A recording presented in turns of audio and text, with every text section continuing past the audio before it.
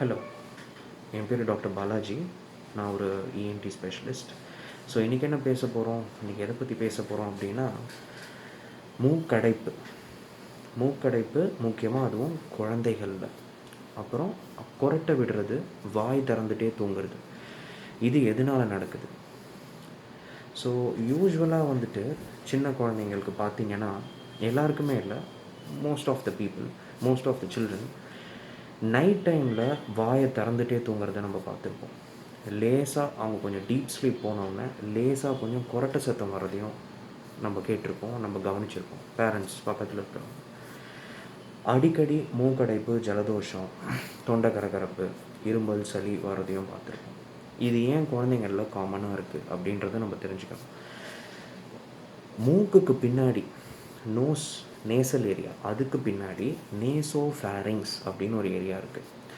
So அது குழந்தைங்களில் அந்த இடத்துல அடினாய்ட்ஸ் அப்படின்னு சொல்லிட்டு ஒரு டிஷ்யூ இருக்குது, ஒரு கிளாண்ட் ஒன்று இருக்குது. It is a lymphoid tissue. அது எதிர்ப்பு செல்ஸை உருவாக்குற ஒரு டிஷ்யூ. அது நார்மல் டிஷ்யூ தான். பட் குழந்தைங்க அவங்க இம்யூனிட்டி டெவலப் ஆகிற ஸ்டேஜில் இந்த பொல்யூஷன், டஸ்ட்டு, அலர்ஜி சம்மந்தப்பட்ட விஷயம் இதெல்லாம் அவங்க சுவாசிக்கும் போது அந்த அடினாய்டு கிளாண்டு அதிகமாக வேலை செய்ய ஆரம்பிக்கும். சைஸு பெருசாகிடும். நம்ம மசில் மாதிரி தான். எக்ஸசைஸ் பண்ணால் நம்ம பைசப்ஸ், ட்ரைசப்ஸ்லாம் டெவலப் ஆகுது இல்லையா? அந்த மாதிரி over activity of a particular gland, நிறைய அந்த கிளாண்டு வேலை செய்யும் போது நிறைய செக்ரீஷன் அதிலிருந்து வரும்போது அந்த கிளாண்ட் பெருசாகிடுது. ஸோ நம்ம சுவாசிக்கிற காற்று மூக்கு வழியாக போய் நேசோஃபேரிங்ஸில் போய் தொண்டைக்கு போய் அங்கேருந்து நுரையீரலுக்கு போகணும். இது ஒரு பேசிக் கான்செப்ட். மூக்கு வழியாக அந்த காற்று போயிட்டு நேசோஃபேரிங்ஸ் வழியாக போக முடியல, ஏன்னா அந்த அடினாய்ட் டிஷ்யூ வீக்கமாக இருக்குது, பெருசாக இருக்குது. அப்படின்ற பட்சத்தில் அந்த காற்றை இழுக்கிறதுக்கு இயற்கையாகவே குழந்தைங்க அவங்க வாயை அவங்கள அறியாமல் திறந்துப்பாங்க. இது ஒன்றும் பெரிய ப்ராப்ளம் இல்லை ஆரம்ப நிலையில். பட் இதே மாதிரி மாதக்கணக்காக போனால் இல்லை வருடக்கணக்காக இந்த பிரச்சனை கண்டினியூ ஆகிட்டு இருந்ததுன்னா லாங் டேர்மில் நிறைய ப்ராப்ளம்ஸ் வர்றதுக்கு வாய்ப்பு இருக்குது. அதை நம்ம அடினாய்ட் ஃபேசிஸ் அப்படின்னு கூட நம்ம சொல்லுவோம். ஸோ தூக்கம் அவங்களுக்கு டிஸ்டர்ப் ஆகலாம்.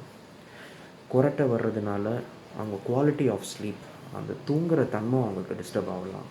ரொம்பவே அடினாய்ட்ஸ் பெருசாக இருக்குது, கூட மூக்கு தண்டு வளைவும் இருக்குது, அலர்ஜியால் சதைகள், மூக்கில் இருக்க டர்பினேட்டுன்னு சொல்லக்கூடிய சதைகளும் வீங்கி இருக்குது அப்படின்னா இன்னமும் அவங்களுக்கு குவாலிட்டி ஆஃப் ஸ்லீப் குறையும். ஏன், மூச்சு திணறி கூட எழுந்துக்கிறதுக்கு வாய்ப்பு இருக்குது. ஸோ அந்த மாதிரி பட்சத்தில் குழந்தைங்கள நீங்கள் உங்கள் பக்கத்தில் இருக்க ஒரு இஎன்டி மருத்துவர்கிட்ட கூட்டிகிட்டு போகிறது நல்லது. It is recommended.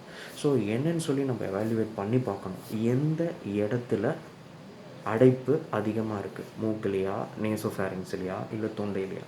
இன்றைக்கி இந்த வீடியோவில் நம்ம மூக்கு, நேசோஃபேரிங்ஸ், மெயினாக நேசோஃபேரிங்ஸ் பற்றி மட்டும்தான் நம்ம பார்க்குறோம். ஸோ அந்த அடினாய்ட்ஸ் அதை இருக்கா இல்லையா அப்படின்றத பேசிக்காக ஒரு எக்ஸ்ரே வச்சு ஒரு 70 to 80% நம்ம ஒரு கன்ஃபர்மேஷன் பண்ணிக்கலாம். மோரோவர் அந்த குழந்தையோட அப்பாவும் அம்மாவும் சொல்கிற ஹிஸ்ட்ரி, அப்புறம் அந்த குழந்தையோட தோற்றம், physical appearance of the face, பல்லெல்லாம் கொஞ்சம் எடுப்பாயிடும், மூக்கோட இந்த நாஸ்ட்ரில்ஸ்னு ஒரு ஏரியா சொல்லுவோம், அதெல்லாம் கொஞ்சம் பிஞ்ச்ட் அவுட் அப்பியரன்ஸாக இருக்கும், கொஞ்சம் வாய் திறந்துகிட்டே இருப்பாங்க. சாதாரணமாக நம்ம கன்சல்டேஷன் ரூமுக்கு வரும்போதே குழந்தைங்க வாய் திறந்து தான் மூச்சு விட்டுட்ருப்பாங்க. தூக்கம் டிஸ்டர்ப் ஆகுதுன்னு அவங்க அப்பா அம்மாவோட கம்ப்ளைண்ட்டாக இருக்கும், அவங்க குழந்தைக்கு டிஸ்டர்ப் ஆகுதுன்னு சொல்லி. Sometimes day time sleeping, night சரியாக தூங்க முடியாததுனால காலையில் பள்ளிக்கூடத்தில் போய் ஸ்கூலில் போய் கொஞ்சம் தூங்கிடுறாங்க சார், கிளாஸ் கவனிச்சிட்டே இருக்கும் போது தூங்கிடுறாங்க, இதனாலும் அவங்க ஸ்கூல் பர்ஃபார்மன்ஸ் கூட பாதிக்குது அப்படின்ற மாதிரி கம்ப்ளைண்ட்ஸ் இருக்கும். சில பேருக்கு வாய்ஸ் கூட மாறிடும். அந்த மூக்கை பிடிச்சிட்டு மூக்கை மூடிட்டே பேசினா வரா மாதிரி ஹைப்போனேசல் வாய்ஸ் அப்படின்னு சொல்லுவோம். ஸோ அந்த மாதிரி ப்ராப்ளம் கூட இருக்கும். ஸோ ஏர்லியாக இதை நம்ம கண்டுபிடிச்சி ஏர்லியாக ட்ரீட் பண்ணிட்டோம் அப்படின்னா இது ஒன்றும் ஒரு லைஃப் த்ரெட்டனிங் ப்ராப்ளம் கிடையாது நம்ம குழந்தைக்கு. So keep this in mind. அடுத்த வாட்டி உங்கள் குழந்தை தூங்கும் போது நான் சொன்ன இந்த சிம்டம்ஸ் எல்லாம், கம்ப்ளைண்ட்ஸ் எல்லாம் இருக்கா அப்படின்றத பாருங்கள்.